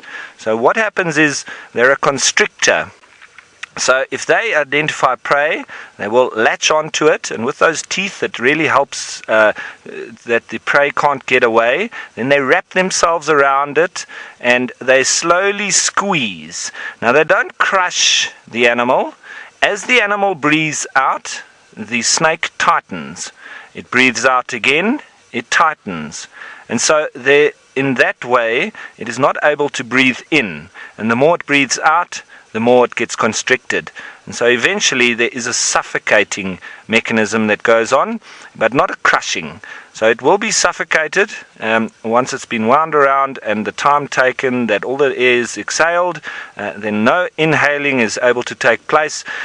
Then the really difficult part of unhinging the jaw, it takes place around the mouth area, and then it starts the process of trying to ingest whatever it has been able to kill. And with those teeth, it slowly pulls forward and bites down again and slowly starts to swallow. Now these pythons can take down and eat even up to small antelope. And I once saw a dead waterbuck on the road. It was a youngster, we'll give it that, but it was still a very big animal nonetheless. And a python had swallowed it all the way to the shoulder of this waterbuck, and something must have disturbed it, and so it actually spat it out. But it just goes to show that pythons like this will be able to kill even antelope, waterbuck, zebra, baby zebra, and they will be able to ingest it as well.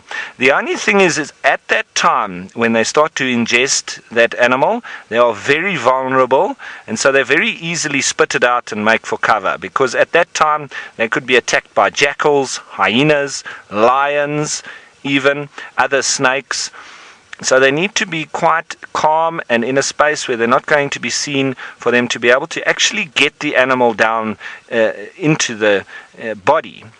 Once that has happened, then they need to just get into a place where they can actually digest it.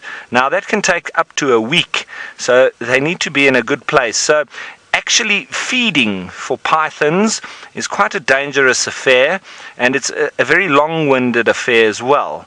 And if they had to, like that one, swallow a whole baby waterbuck, that could literally last it for up till a year if that snake had to stay very inactive. So they are actually amazing creatures.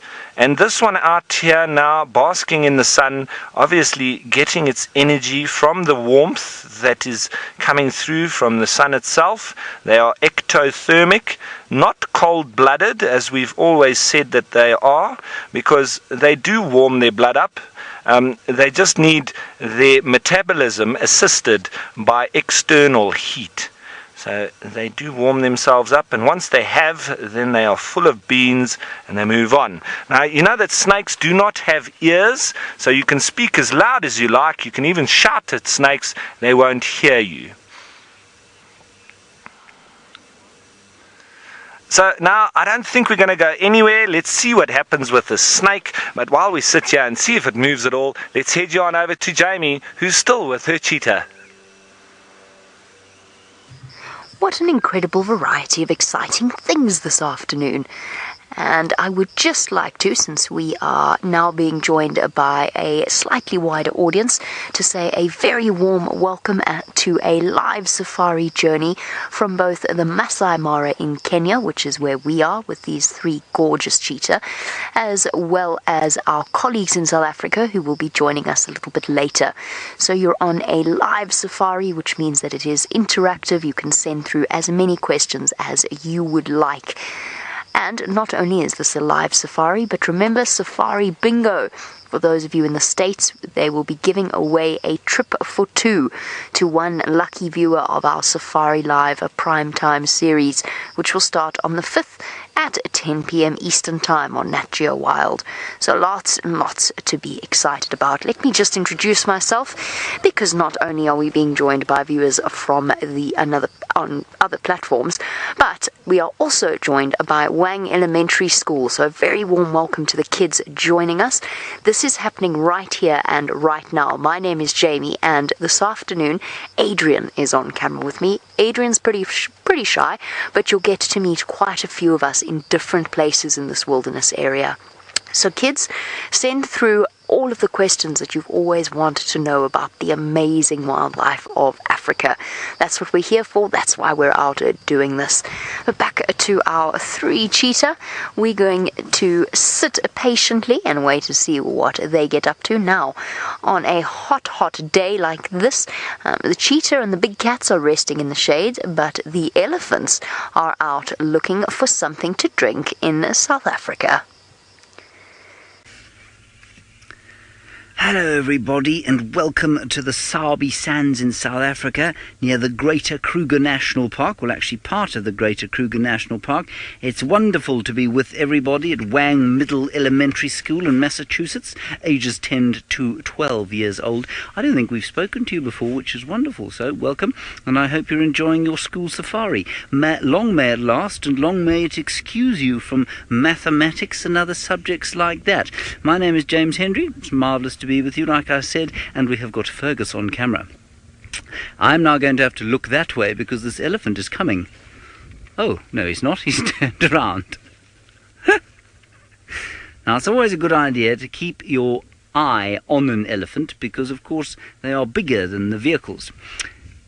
Ask us any questions that you would like to. Please just send them through to your teacher. She'll send them through to our ears, and we will do our very best to answer those questions. Now, an elephant, of course, is much bigger than a car. This one, not particularly upset with being around us. What he is particularly focused on is picking up marula fruits. Now, marula fruits are delicious to human, they are delicious to elephant, they are delicious to monkey and baboon and bird and squirrel. And it's only at this time of the year, February,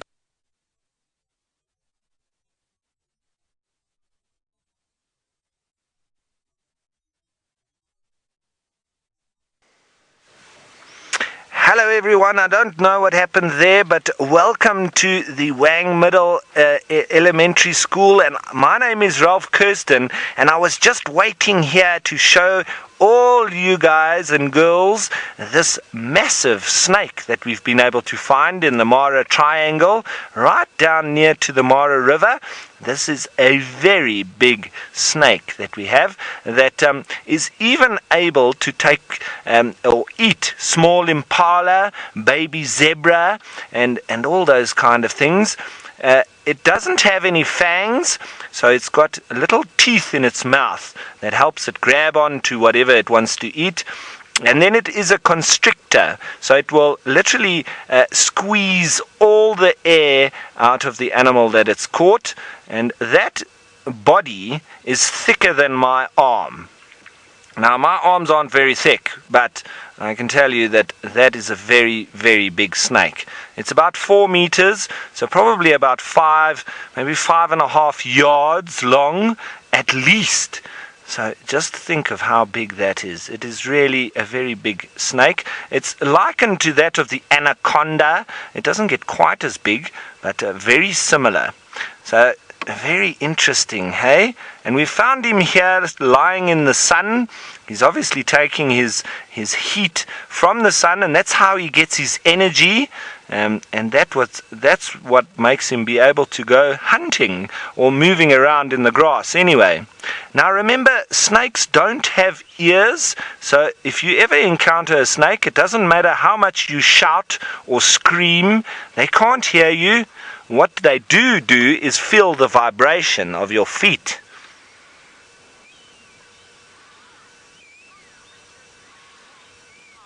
Now, Cara, you want to know about how much does a python weigh?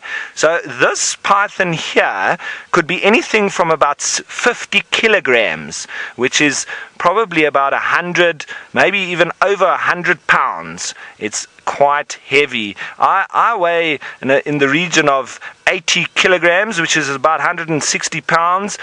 So this is about 3/4 of my weight, and it's a snake. It's absolutely huge. But also remember that snakes only have one lung, which means that they can't actually go fast for very far. So even though a lot of people think that snakes can chase them or be very fast, yes, they can be very fast, but only for a very short space of time. They can't go for very long at all. So if you wanted to get away or run away from a snake, just keep running, because he'll run out of steam very quickly and he won't be able to follow you anymore. But snakes are not as bad as everybody thinks. They're not out to hunt people or injure people or bite people. It's normally our mistake that we stand on a snake, or we let mice and frogs come into our homes and they follow them in. Now, Maxie, you want to know how many times a year does it shed its skin? Maxie, when it's younger, it will shed its skin a lot more because it's growing much faster. So at that stage, when it's very young, it can shed its skin even 3-4 times a year. But at this ripe old age, it's slowing down a little bit in its growth. It will probably be around 2 or 3 times a year that it can shed its skin, maybe even less. And it's quite a procedure for quite a big snake like this. He'd have to hook his face on, or the eye area, onto a nice sharp branch like a thorn, and then he literally climbs out of his own skin, almost like you would if you were climbing out of a wetsuit. If you go in the very cold water, you put on a wetsuit. Well, the difficulties that you have getting out of your wetsuit is pretty much the same as the snake has getting out of his own skin. But from that skin, you would also then be able to see exactly how big that snake is, and you can also often see what kind of snake it was. But very beautiful. Beautiful, beautiful, beautiful. Even though it's a snake, I think they do get the wrong end of the stick from us as humans. They're not as bad as they seem. Right, from one big snake, let's head you on over the river to Jamie, who wants to show you some cheetah. So from a beautiful snake to some beautiful cheetah. I think Ralph is absolutely right. Snakes are beautiful, amazing creatures, and pythons are particularly lovely to look at. But there's no one that can deny that a cheetah are lovely to look at as well. So what we have here is a female cheetah. She's the one at the back, and she's got 2 cubs with her. And when I say cubs, I basically mean not that they are little, they are nearly at the point where they are capable of moving off on their own, but she's got her 2 boys with her. Now, typically, a female cheetah is solitary, so they'll move about on their own. They don't even really have a territory. They're quite happy to wander about and move from place to place.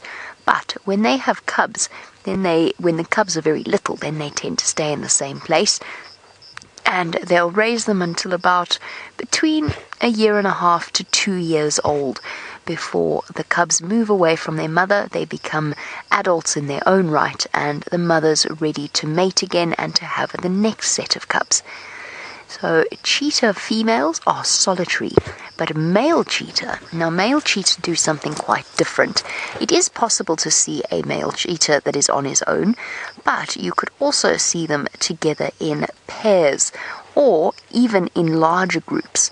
Now that is called a coalition, and it's because, of course, there's an advantage in numbers. So a male cheetah has to compete for a territory. He has to compete for his right to mate with the females, and there's not very many of them because cheetah are an endangered animal. You don't see that many of them. So he has to compete for his right to mate with the female, and so it makes sense for him to have a band of trusted brothers or cousins or sometimes even strangers to help him defend territory.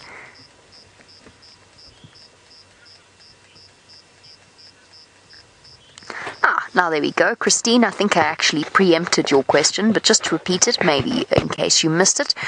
So Christine is wondering about how long the baby cheetahs will stay with their mother for. So as I said, it's usually about 1.5 to 2 years. Obviously, there are cases where cubs have left their mum sooner than that, and there are cases where cubs have left their mum later than that. And what will happen with these two boys is they will actually stay together. They will stay together, and when they leave her, they'll at least have each other for company. And then it'll be time for her to mate again. Now, Malika is 10 years old. Well, it's not old for a cheetah, but it makes her an older female. And that means that she might not actually have a chance to successfully breed again.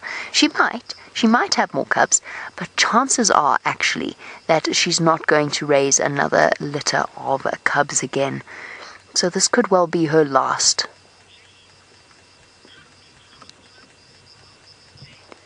Now, James, you want to know how do cheetah run so fast? So, of course, they are famous for being the fastest land mammal anywhere in the world, and they can run at speeds of up to 70 or close to 70 miles per hour. Now, James is wondering, how do they do that? A whole load of different types of adaptations, the way that their body is shaped. So a cheetah is a lithe and quite thin animal, so it's streamlined. It's got quite a thin head, quite a flat nose, so it doesn't create too much wind resistance. It has a small jaw. All of this is to reduce weight and to reduce any kind of drag as it runs. They have massive, massive lungs and a very, very powerful heart that can keep up and pump blood to their muscles as they use it. They've also got amazing muscles that are capable of what's known as sort of an explosive type of energy. Can go from resting to going very fast, very, very quickly. They also have hugely bendable spines. So the way that their spine moves also allows them to extend their legs right out.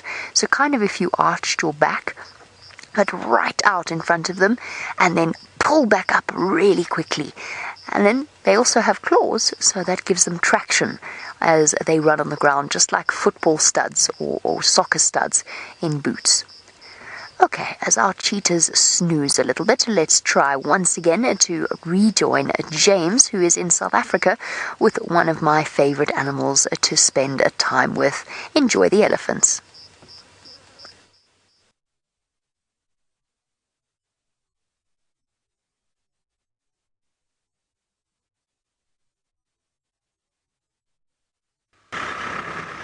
All right, everybody, sorry about that. The gremlins are fighting with us a little bit today, but not a problem. We're always right and ready. Well, sometimes we do have our gremlins on our side as well, but we're just continuing to skirt along the side of this little forested area here next to the Mara River, and here we've spotted one of our favorite birds, and that being the Hammerkop. It looks like he's after food now. Very often in the early morning you see them working on their nests, but this one looks like he might be doing a spot of hunting, looking for little frogs or tadpoles or even little fish in these pools. Now, I think I heard that there was a question earlier about how do fish get into pools like this, which never had fish in them before, and then miraculously all of a sudden there's fish in them when there's been water around for a little while. And I don't know if Taylor answered the question, whether she did or not. That's not a problem. Oh, I wonder, looks like he may have missed. I wonder what that was. Maybe a little frog. Or maybe he did get it and it was swallowed down quicker than we knew. But you see that, how they wait in silence and then immediately just stab at the little bit of movement. Now, those fish can get transferred by predominantly birds, and it's normally around their feet. These little waders, like the Hammerkops, they get little eggs stuck to their legs, and they fly off, and they then get transferred to little ponds like this as they start fishing for little frogs and so on. And then later you've got those eggs hatching, and predominantly catfish would be moved around very easily. So that's how they start. Isabella, you want to know if this bird can fly? Yes, Isabella, it can. Ooh! Looked like he had a frog there, but then he dropped it. No, I don't know if this is a very experienced hunter, this. Now, Isabella, yes, they can fly. They fly quite well, but they look quite funny when they do fly because they do quite difficult flaps. So they're not excellent flyers, but they can fly reasonably well. They look a little bit like a hardy-dar ibis, if you've ever seen one of those. A very noisy bird that flaps around. Quite similar flight as they have. But you see why he's called a Hammerkop? Hammerkop, literally Afrikaans for hammerhead. And their head looks very much like the shape of a hammer, and so we call him that. But they're always around the little water points, looking for frogs, looking for fish, and they also build very big nests, normally next to the water as well. They make the nests out of mud and reeds, and so this is perfect habitat for this kind of bird. We don't find them far away from water at all. Oh, there, what did he get? Little insect. Now he's coming right. Now, Jay, you want to know how long are those birds' legs, or these birds' legs? Jay, it's probably about the length of a ruler. If you have a ruler at school, we used to have 30-centimeter rulers, which is probably about 10 or 12 inches. And that's probably how long those legs are. They need them to be quite long because they walk around in the shallow water like this, and so they do need to just keep their body above the water. Now he's being very calm and quiet and moving very slowly. There we go. He got something again. Good hunting, old chap. He looks like he's doing a little bit better than I thought when we first got here. He's had a couple of little tidbits already. I'm just waiting for him to catch a frog, that we can see that nice and clearly. But they are very pretty little birds. Even though they're not full of color, they do still look very nice to me indeed. And one of the biggest nest builders of all the birds in the bush, you see there, another stab. And the nest is massive, but the chamber that they, or the little hole that they actually go into and live in, is quite small. And the rest of it is all very much protection for them. And it's actually like a hut, because they build it with mud and they line it with reeds, but it's almost like concrete or cement, like the walls of your house at home. Once that mud dries in the sun, it's very hard and it's like almost like a rock. So they really build very nice homes. Now, Christine, you want to know if the male and females look different? Not particularly, no. Christine, they don't look very different at all. They're both brown and they're both very similar. So Hammerkops, as this bird is called, don't have a very big difference at all between male and female. So you wouldn't be able to tell very easily by looking at them which one is a male or a female. But they both work on the nest, and they both also help raising the little babies. So as we sit here watching this little Hammerkop try to get some more food and insects and frogs and other things, let's head you on over to Jamie, who's still with her beautiful cheetah.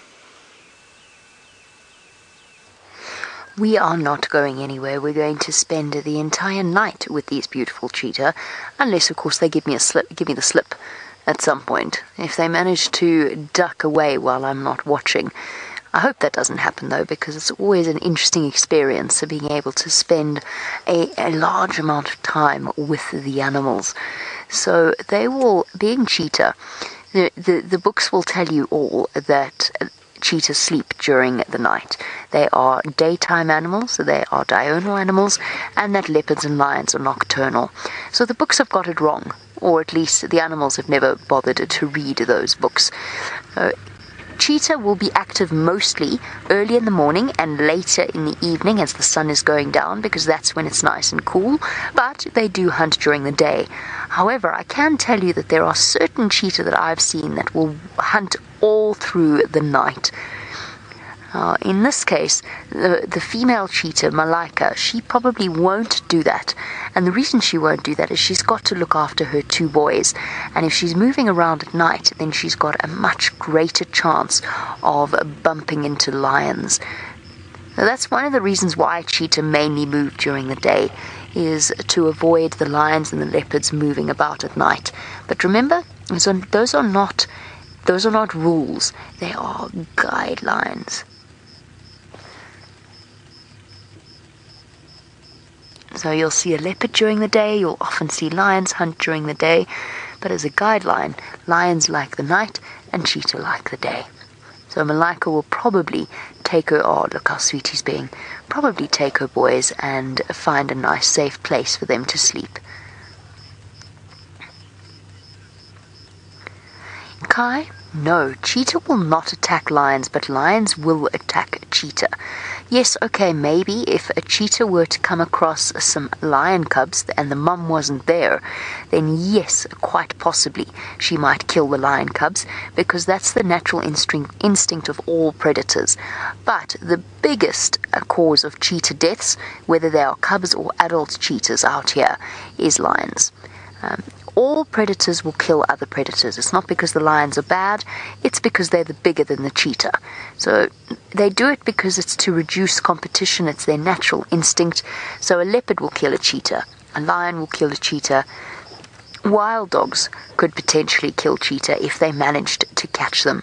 So it's just a predator's natural instinct. But because the lion is the biggest and the cheetah is the smallest of the big cats, that makes them the most at risk.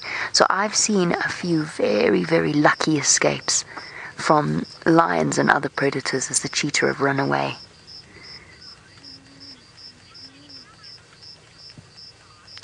No, Kai, I don't think that cheetahs will ever hunt elephants. An elephant is really, really big. The only predator that's basically capable of hunting a cheetah is hunting an elephant is a lion. And even then, you need a big group of lions, you need a specialized group of lions. No predator really wants to risk hunting an elephant. It's really dangerous. A cheetah weighs 50 kilograms. Well, that's a big cheetah, actually. But a cheetah will weigh somewhere around about 50 kilograms. An elephant, easily 2 tons, 3 tons, up to 5, 6 tons in weight. So there's no way that a cheetah could ever hunt and catch an elephant. They're just not strong enough. And the biggest animal I've ever seen a cheetah hunt is the 5 cheetah males that I've seen around here. And I've seen them hunt adult wildebeest. I've also seen Malika try and hunt zebra.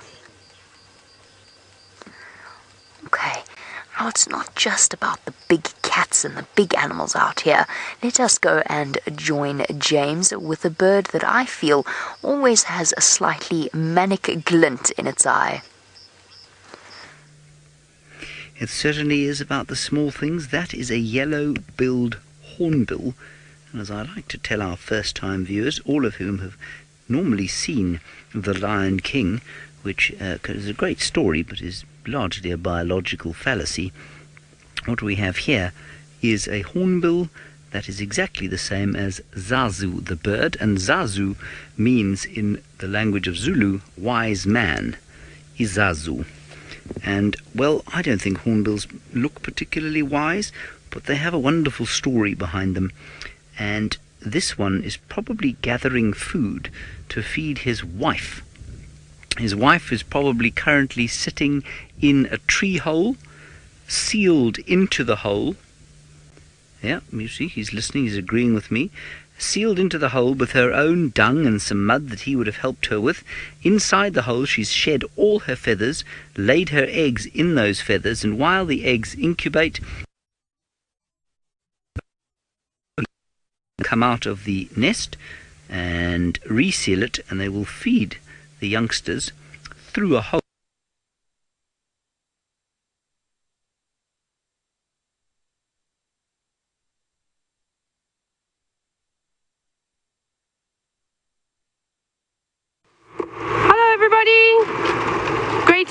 introducing me to all of you, my name is Taylor, and on camera with me is Manu, and we are driving around looking for cheetah at the moment. This is good cheetah country. So remember, if you do have any questions, all you have to do is ask your teacher, and then they can ask us, which is quite surprising. That's what you saw me doing. I'm looking. I don't know where I've put it, but it's a vital piece of equipment for me when I come on safari. Lip ice, because the sun is so strong today that I'm going to get very, very sunburned, and I've got quite fair skin, so it's important when you come out. Here's a lesson: when you are always outside, especially if you are living in a very hot country, wear a hat and put lots of sunscreen on. But now I can't find it. I don't know what I've done with it. Well, luckily it's not too much of a big car, so I should be able to find it at some point. We'll keep looking for it. So we haven't had any luck though. It's been very, very quiet out here. So we're going to head down towards the border of Tanzania now. Can you believe it? We're going to go from Kenya to Tanzania. We do 2 countries in one drive. But unfortunately I'm not allowed to cross into Tanzania. I can just show you where the pillars are. It will take us a little bit of time to get there. We're going to go in that direction, and then we're going to go all the way down. But once we get down to the spot I'm hoping to get, we could see lions, cheetah, we could see some leopards, we could see lots of hyena, buffalo, elephants, so many animals around. And I can show you one of them, but it's very, very far away, I'm afraid. One of the animals I've just mentioned to you. But down in the distance, you may see some black spots. And I know what you're going to do. You're going to go, Taylor, don't be silly. Those are just cows. I promise you they're not. They're African buffalo. There they are. Lots of them. A big herd of them. But they're very far away from us, as you can see. So I don't think we'll go down to those ones. I think we will keep going and try and make the border before sunset. That's the plan. Ready? But some of them are resting. Some of them are standing up and grazing. They're doing all sorts of things. And now I've got a gift. Hang on, if I can catch it. I should have waited before I caught it. Don't come back. It's terrified of me. Oh, lost it. It was a grasshopper. I caught it, it jumped into the car, and then I didn't have my hand on top of it for long enough. Oh well. It was quite a cool grasshopper too. They keep leaping into the cars. They're lucky I don't eat them. They're quite delicious, in fact. Not that I eat grasshoppers all the time. Actually, I've never eaten a grasshopper in my entire life, but people that do eat them say that they're quite tasty. Let's see where we're going to go.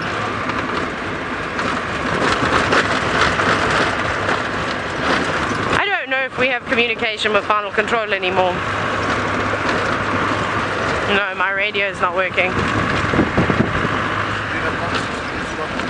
Is she doing a comm test? I do not have my radio. Will you apologize? But I am so sorry to have interrupted Taylor in mid-sentence, but unfortunately she is completely unable to hear your questions, and that's not very helpful at all. So I'm sure that you've been asking Taylor lots of questions. Feel free to send them through to me, and I will answer on her behalf while we look at our cheetah. Our cheetah don't seem to be up to too much. They've also just eaten something. Now, James, you want to know, this is a very good question, if our job is dangerous. Yes, it has its dangers. It's probably safer than living in most of the big cities in the world, living and working and traveling in the big cities. But yes, there are certain things that could be quite dangerous. It's important to remember that while wild animals are used to us in safari vehicles, we always have to respect the fact that they are wild. And something like an elephant, for example, can be dangerous if we give them a reason to be, or if there's something that's gone wrong. So yes, there are dangers to our job. Probably the most dangerous part of the work that we do is actually driving. The driving around that we do. Most injuries that happen would be related to cars rather than to wild animals. But we are definitely, remember, we've been doing this for years and years and years, and we are always watching what the animals are doing. So I could see from that cheetah's movement, the way that it sat up, it saw something that was wandering about, and what it saw was a warthog really, really far away on the other side of me. It's already disappeared, unfortunately. It's run behind some bushes. But remember, we're constantly reading the animal's body language. I don't know how many of you have dogs or cats or maybe horses, or you've ridden horses before. You know how if a dog wags its tail, it's happy. If a dog tucks its tail underneath its legs, it's scared, and it might bite you when it's scared. Wild animals, learning to read them is similar. It's just a slightly bigger dictionary that you have to learn. And if you're always watching and always concentrating, then no, our job is not very dangerous at all. It would be very, very unusual for something bad to happen. And remember, thousands of people go on safari each and every single day. Whether they're here in Kenya or they're in South Africa, they are constantly visiting these amazing places. And no wild animal really wants to hurt you. They only hurt people when they're scared or they're trapped, and they feel that they have to. They're not like human beings. They're instinctive.